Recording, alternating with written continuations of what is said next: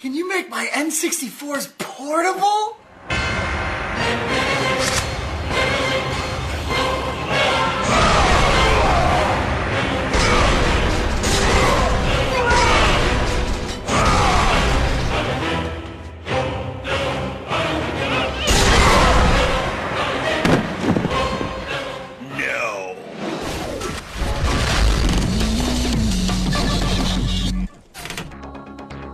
Hey everybody, welcome back to Gamehead. This week we're inside the laboratory of Ben Heckendorn, who's creating kind of cool portables based on classic and current video game systems. You've probably heard of the Xbox 360 Elite. This is not that.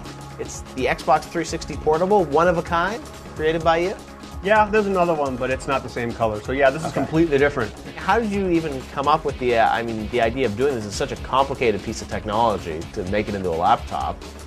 Well, I don't think it's that complicated. Okay. Wow. I mean, it's like, how many hours does it take to build something like this? Oh, probably about, I don't sit there with an egg timer or anything, but I don't know, about 40. It's got the wireless controller. I mean, this literally just works right out of the box, we hope, right? So I'll try and power it on just like the 360.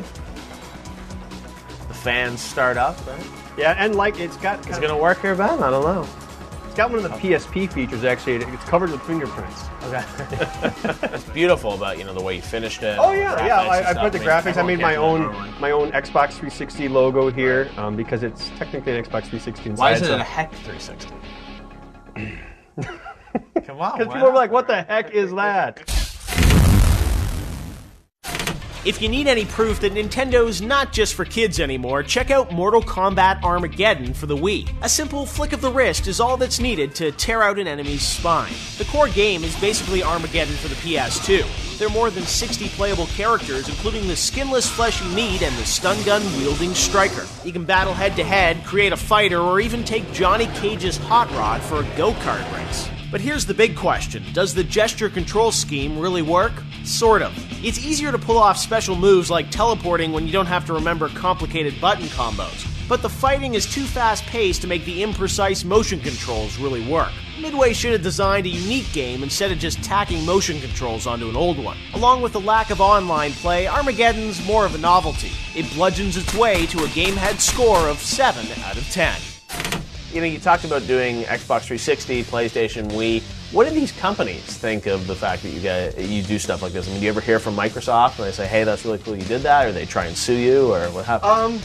I did get an email from someone at Xbox once, right. And actually I think it was in regards to the single-handed controller, right. But it never really went anywhere. That tends to happen. You get an email, you trade a couple emails, and then, whatever. Right. I guess that's better than hearing from their lawyers. Right. The thing is, I don't do the hacked DVD, plain ripped games. I just do hardware. Yeah. Because, people can buy their own games. That's not my scene, the mod chips. Right, exactly. That's not me. I'm all just making a cool case.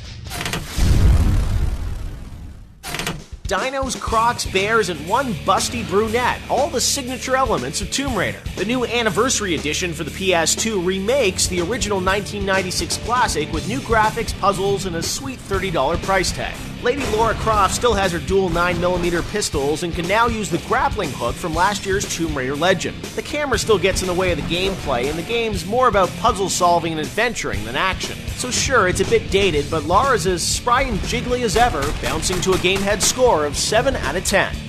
Coming up next on Gamehead, Ben puts a price tag on all his hard work. We summon a review of Shadowrun. And still to come, we have an exclusive first look at Mercenaries 2: World in Flames.